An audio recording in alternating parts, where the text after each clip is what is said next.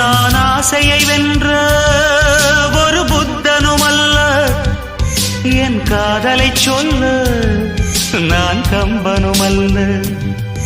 உன் காது கடித்தேன் நான் கனவினில் மெல்ல, இன்று கட்டி